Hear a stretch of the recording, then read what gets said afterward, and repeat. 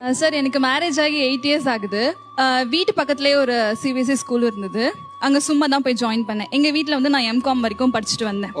ஒரு 3 months school போயிட்டு இருந்தேன். பிரின்சிபல் சார் வந்து என்ன வந்து சொல்லியிருந்தாங்க, பிஎட் கண்டிப்பா போடணும்.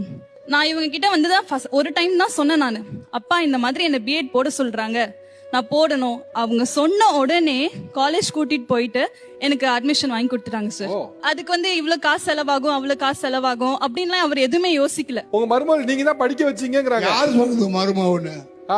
யாருப்பா சொன்னது? சொல்லு சொல்லு. பொக்கிஷையா?